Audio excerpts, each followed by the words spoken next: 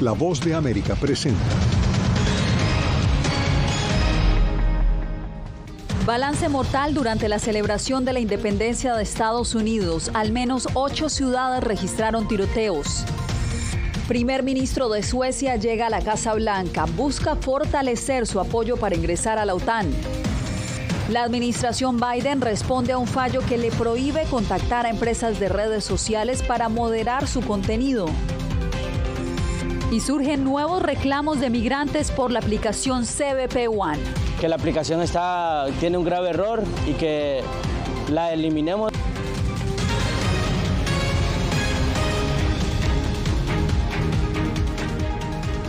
¿Qué tal? Bienvenidos. Desde Washington inicia esta emisión del Mundo al Día. Soy Yasmín López. Una histórica jornada de violencia armada vivió Estados Unidos durante la celebración del Día de la Independencia. Más de una decena de muertos y cerca de 100 heridos registran las autoridades. Diva Lizette Cash nos acompaña en vivo porque este feriado nuevamente se posiciona como el de mayor número de tiroteos al año y hoy la capital también suma víctimas con 9 heridos. Diva, cuéntanos. Así es, Yasmín, una situación fuera de control. 340 balaceras se registran este año en lo que hemos recorrido, es decir, que han pasado más días que lo que se ha recorrido en el 2023. Precisamente aquí en Washington, la Policía Metropolitana está investigando 4 personas muertas por armas de fuego durante la celebración del 4 de julio. En este informe le tenemos más detalles. De norte a sur y de occidente a oriente, la celebración del 4 de julio en Estados Unidos se ensombreció con 16 tiroteos masivos que cobraron la vida de por lo menos 15 personas, dejando casi 100 heridos según el Archivo de Violencia Armada del país. Washington, D.C. registró 8 tiroteos en los cuales murieron por lo menos 4 personas. Un hombre fue asesinado en el campus de la Universidad Católica, además de 9 heridos que incluyen un niño y a un adolescente, quienes estaban reunidos en el marco de esta celebración anual cuando un vehículo en marcha disparó contra ellos. Si alguien tiene alguna información relativa a esta investigación, cualquier foto, cualquier imagen, cualquier video que nos pueda ayudar, por favor llámenos. Según el Archivo de Violencia Armada, el derramamiento de sangre se registró desde las 5 p.m. del viernes hasta las 5 a.m. del miércoles en 13 estados. Así como Washington, D.C., Texas y Maryland ingresaron al registro 2 veces. Filadelfia reportó el número mayor de víctimas mortales en un solo incidente. 5 personas murieron por un tirador que vestía un chaleco antibalas y portaba un rifle de asalto. La persona más joven que murió tenía 15 años. Otros 2 niños recibieron disparos en sus piernas.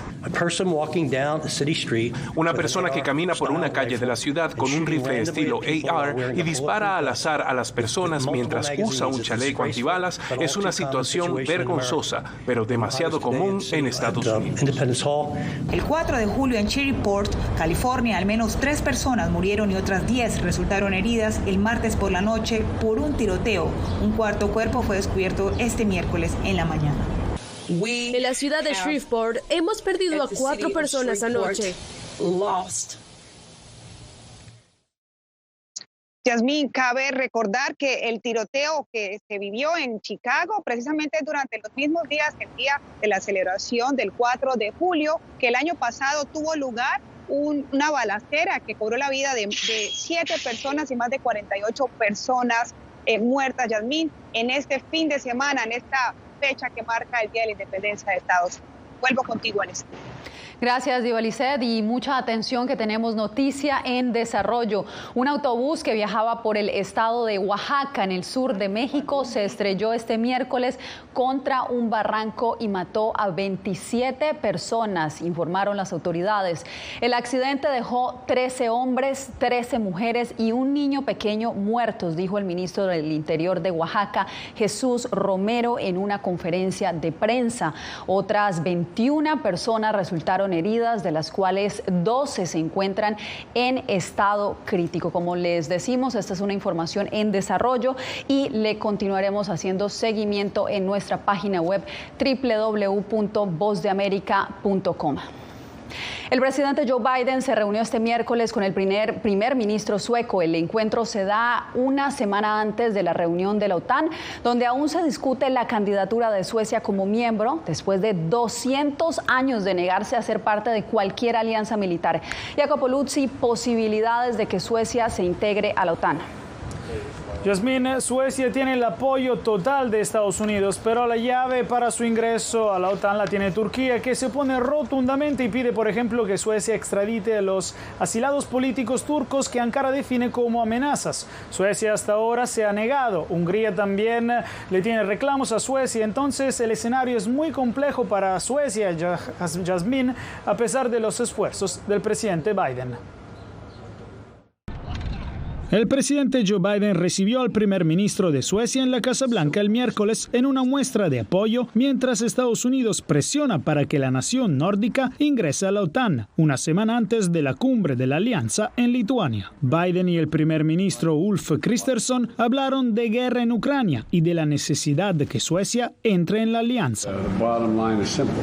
La conclusión es simple. Suecia hará que nuestra alianza sea más fuerte y tiene el mismo conjunto de valores que tenemos en la OTAN. Y espero ansiosamente su membresía. Suecia y la vecina Finlandia pusieron fin a su política de larga data de no alineación militar después de que Rusia invadiera Ucrania en febrero de 2022 y buscaron protección bajo el paraguas de seguridad de la OTAN. Finlandia se unió a la organización en abril, pero Suecia enfrenta las resistencias de Turquía y Hungría. Turquía acusa a Suecia de ser demasiado indulgente con los grupos que, según dice, representan una amenaza para la seguridad, incluidas las organizaciones kurdas militantes.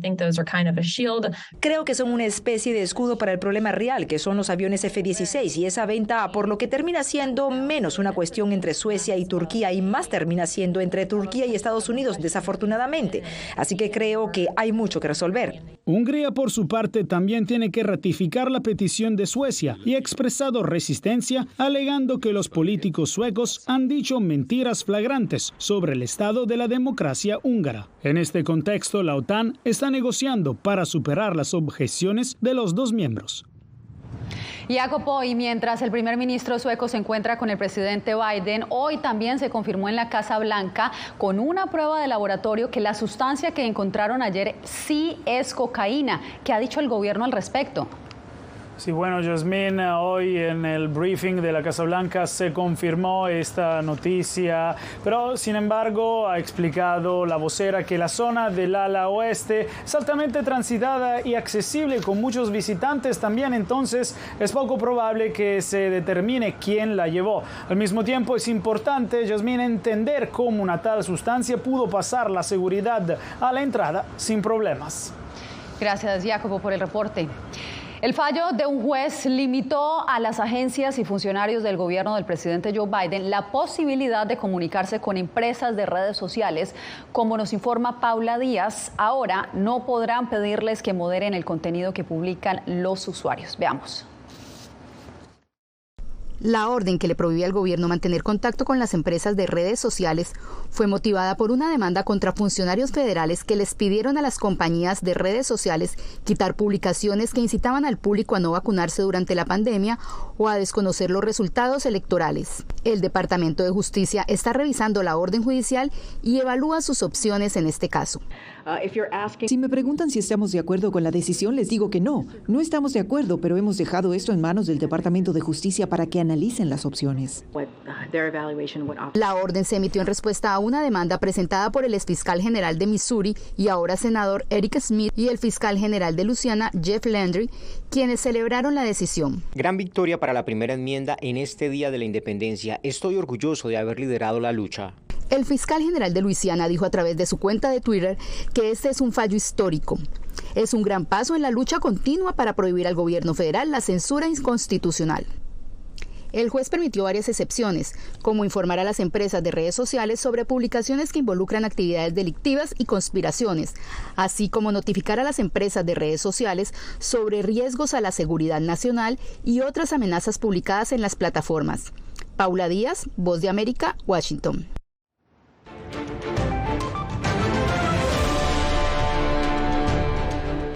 Uno de los sectores más impactados por la entrada en vigencia de las leyes migratorias en Florida es el del servicio doméstico. Los migrantes indocumentados que se encargan de estos oficios sienten ahora más que nunca el miedo de una deportación. José Pernalete habló con algunos de ellos. Antes de que entraran en vigencia las nuevas leyes migratorias en Florida, los trabajadores del servicio doméstico, en su mayoría mujeres, no solo vivían bajo el estrés de encontrar más de uno o dos trabajos. Yo tengo a veces hasta 4 y 5 trabajos en un solo día y no me alcanza. Para la renta, para la gasolina, para la comida. Al alto nivel en el costo de la vida en Florida se suma ahora la angustia de ser súbitamente deportados. Algunas organizaciones que velan por los intereses de los trabajadores de servicio han encendido las alertas sobre uno de los mayores impactos en esta área laboral. Bueno, nuestra organización todos los días recibe llamados con mucho miedo, pánico, preguntándonos cómo pueden hacer para irse del estado. ¿Ya han quedado sin trabajo? Con la nueva ley, los empleadores de Florida deben constatar el estatus de sus trabajadores a través de la plataforma E-Verify, argumento legal sobre el cual los republicanos del estado apoyan la nueva legislación. La ley del E-Verify es para aquellos negocios, para aquellos empleadores que tienen más de 25 empleados, que son 25 empleados permanentes.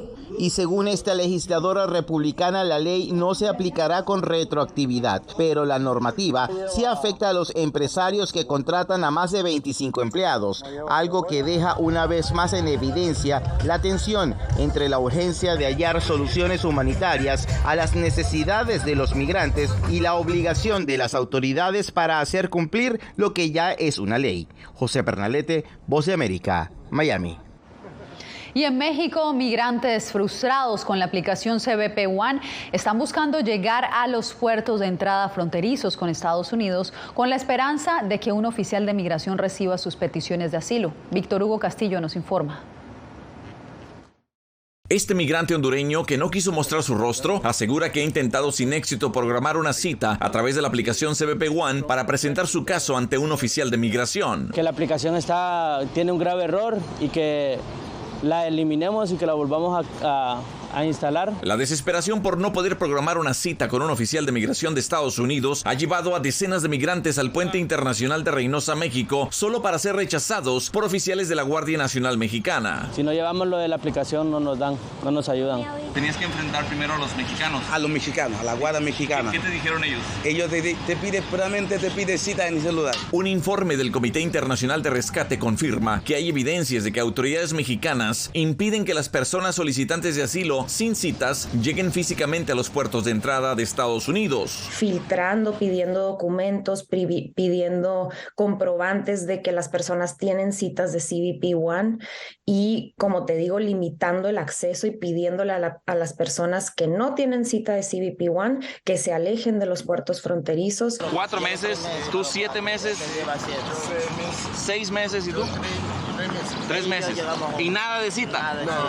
Las personas están a la intemperie, hay personas que están bajo frío, bajo lluvia, sin acceso a baños, a regaderas, sin acceso a comida. Aduanas y Protección Fronteriza anuncia la expansión de las citas disponibles a través de la aplicación CBP One a 1,450 por día a partir de julio, un aumento de casi 50% desde mayo, cuando se procesaban 1,000 citas diarias. Víctor Hugo Castillo, Voz de América, McAllen, Texas. Esta semana se registró el día más caluroso en la historia del mundo. Así lo informaron los Centros Nacionales de Predicción Ambiental de Estados Unidos. La temperatura global promedio alcanzó este lunes los 17,1 grados Celsius, superando el récord de agosto del 2016, cuando llegó a 16,92 grados Celsius. Desde Estados Unidos hasta China se vive una intensa ola de calor, e incluso en la Antártida actualmente en su invierno registró temperaturas anormalmente altas. Naciones Unidas expresó su preocupación por el incremento de mensajes xenofóbicos en Costa Rica. El organismo hizo un llamado al gobierno del presidente Rodrigo Chávez, como nos informa Donaldo Hernández. José Luis Salazar tiene más de un año de haber migrado a Costa Rica, huyó de su natal Nicaragua por la crisis sociopolítica. Si bien es cierto que logró un estatus migratorio regular y un trabajo estable, asegura que todo el tiempo tiene que lidiar con la discriminación. Frases como ¿para qué vienen más nicas aquí? O frases como de esos nicas tienen el país hecho, con todo el perdón del mundo, hecho. La situación que enfrenta José Luis no es aislada. Según un reciente estudio de Naciones Unidas, los discursos de odio contra migrantes aumentaron un 50% en el último año. El aumento de un 50% de los discursos de odio y discriminación en el último año es preocupante. El ministro de Comunicación del gobierno de Rodrigo Chávez reconoció que es un problema que involucra a toda la sociedad costarricense, razón por la que solicitó apoyo a Naciones Unidas. Sin embargo, organizaciones nicaragüenses que trabajan por los derechos de los migrantes sostienen que el propio presidente incentiva la discriminación. Le hacemos un llamado a las instituciones del Estado costarricense a que cese la discriminación. Organizaciones pro derechos humanos advierten que la comunidad nicaragüense es la que más podría estar sufriendo discriminación, pues representa el 10% de la población costarricense. Donaldo Hernández, Voz de América. En Colombia, en medio del anuncio de un cese al fuego, señalan al grupo guerrillero ELN como el responsable del secuestro de una sargento y sus 2 hijos.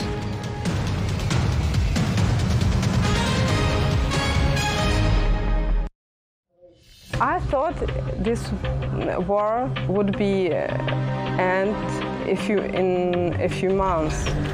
We have to live our life for us and for these people who try to protect our country. Ucranianos en las Américas. Una nueva historia en todas las plataformas de La Voz de América.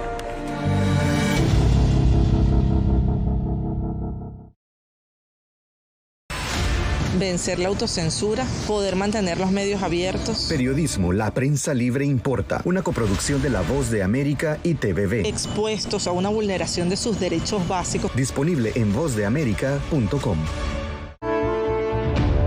My twins are 7 years old. And from the first day my parents arrived, they were like, grandparents, why don't you stay here in Panama with us until the war is over?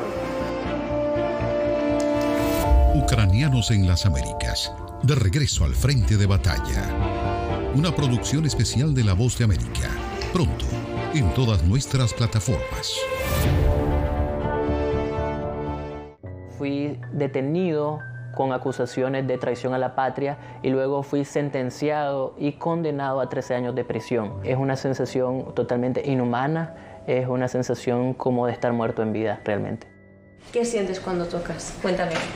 Pues me siento contento, siento que puedo expresar mis emociones.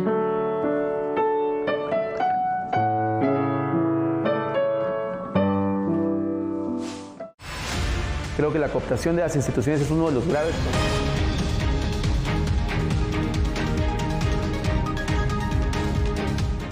En Colombia, las autoridades buscan a una sargento y a sus 2 hijos de 6 y 8 años, quienes fueron secuestrados en las últimas horas.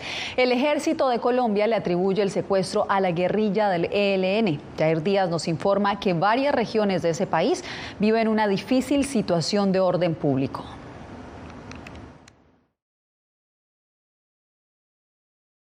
Responsabilizamos de la vida e integridad física de nuestra suboficial y los menores de edad al Frente de Guerra Oriental del ELN. Con este anuncio, las autoridades colombianas atribuyen al ELN el secuestro de la sargento segundo Gislain Karina Ramírez y sus 2 hijos de 6 y 8 años de edad, uno de ellos con condición especial de autismo, privados de la libertad por esta guerrilla en el departamento de Arauca.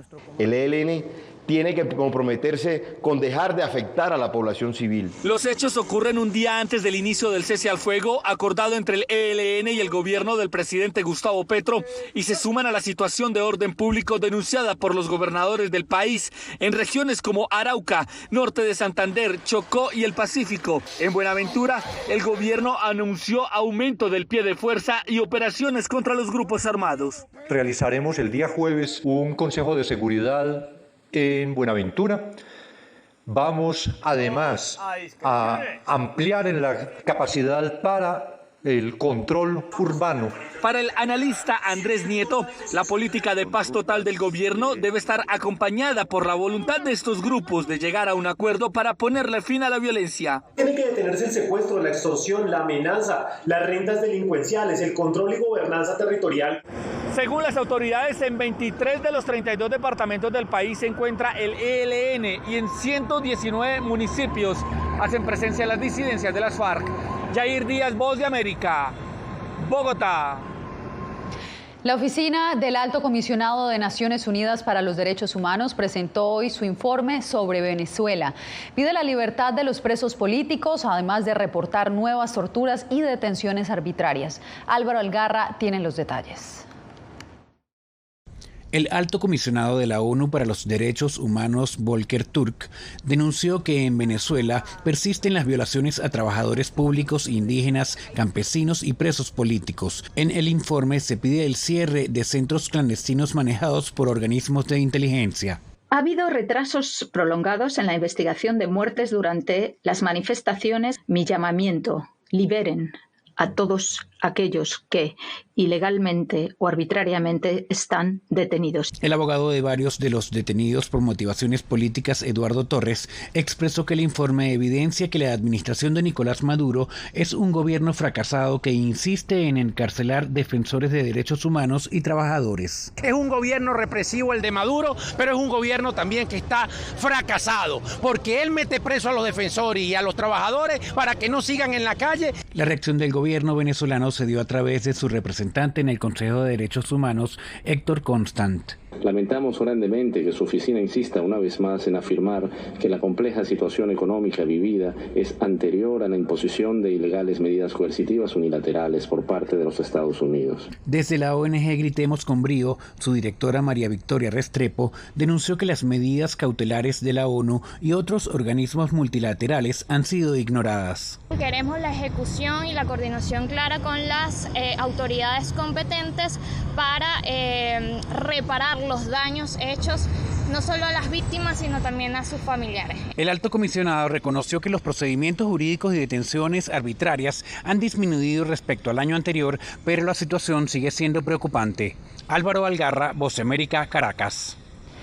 En instantes, héroes paralímpicos colombianos son homenajeados por la policía de Nueva York.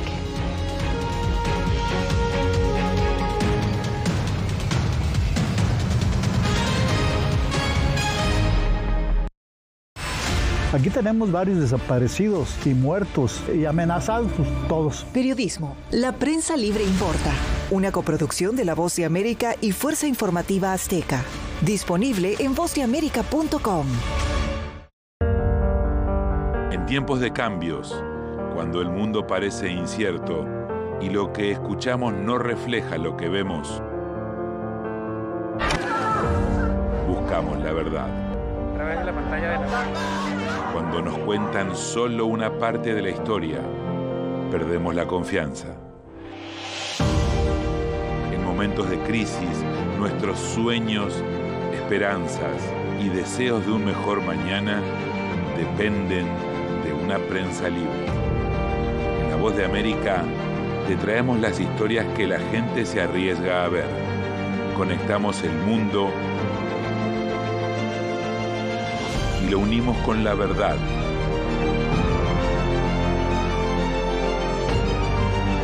En La Voz de América te presentamos el panorama completo.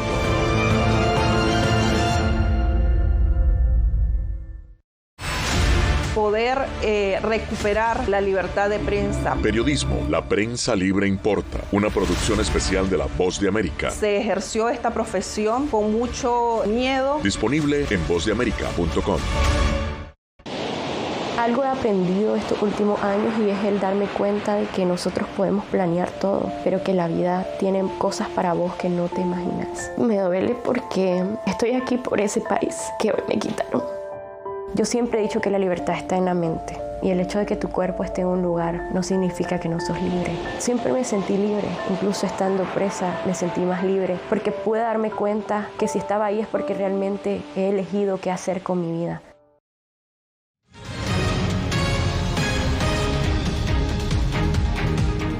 Militares y civiles víctimas de violencia en Colombia participaron en Nueva York en las competencias paralímpicas. Las autoridades de la ciudad les rindieron un homenaje. Ángela González los entrevistó. El programa Héroes por Vocación, auspiciado por el Departamento de Estado y la organización Aquiles International, le ha devuelto la esperanza a través del deporte a militares, policías y civiles colombianos que quedaron lisiados a consecuencia de atentados y accidentes. Me fue activado un campo minado, el cual perdí mi pierna a nivel de la rodilla para abajo. Nos ayuda mucho, ya que la mayoría de nosotros que hemos sufrido algún atentado o alguna amputación de algún miembro de nuestro cuerpo, siempre quedamos con el tema de depresión. Lo que hacen los viajes es tratar de sacarnos como de ese círculo. El capitán Ortiz de la Policía de Colombia es ahora medallista de bronce en bicicleta de mano. Él sobrevivió a una explosión de un cilindro bomba en donde perdió a su compañero cuando atendían un caso de homicidio de la guerrilla. Lady quedó lisiada por un accidente y comenzó a ser parte del grupo en calidad de civil. Ella es ahora medallista mundial. Inicié mi proceso hace prácticamente 7 años, en el cual pues por primera vez toqué una bicicleta de ruta, tuve competencias.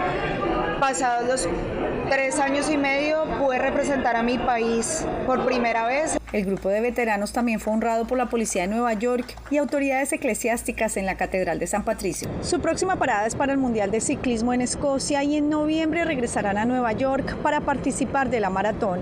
Ángela González, Voz de América, Nueva York.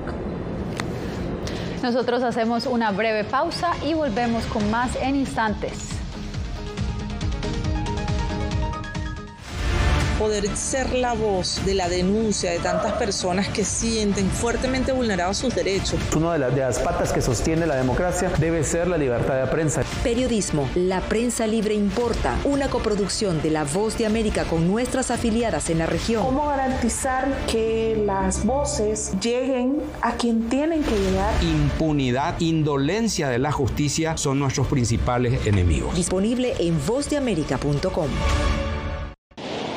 Algo he aprendido estos últimos años y es el darme cuenta de que nosotros podemos planear todo, pero que la vida tiene cosas para vos que no te imaginas. Me duele porque estoy aquí por ese país que hoy me quitaron. Yo siempre he dicho que la libertad está en la mente y el hecho de que tu cuerpo esté en un lugar no significa que no sos libre. Siempre me sentí libre, incluso estando presa me sentí más libre porque pude darme cuenta que si estaba ahí es porque realmente he elegido qué hacer con mi vida. Actualidad. Nos vamos a ver otra cepa nueva y otra cepa nueva. Análisis. En realidad, mucha de esta gente va a quedar parada de nuevo y va a ser una tragedia humana. Debate. Dejen la obsesión. La obsesión la tienen ustedes. Con la información más allá de los titulares. El tema energético es algo que se está analizando. La inflación es un problema global. 30 y 50 metros están ya las tropas. Su respuesta, doctor. Todas las semanas por La Voz de América. Fui detenido con acusaciones de traición a la patria y luego fui sentenciado y condenado a 13 años de prisión. Es una sensación totalmente inhumana, es una sensación como de estar muerto en vida realmente. ¿Qué sientes cuando tocas? Cuéntame. Pues me siento contento, siento que puedo expresar mis emociones.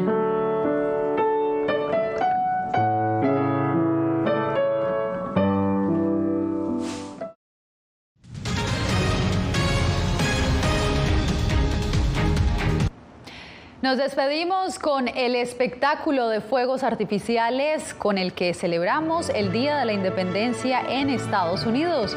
Uno de los más emblemáticos se lleva a cabo cada 4 de julio aquí en la capital estadounidense.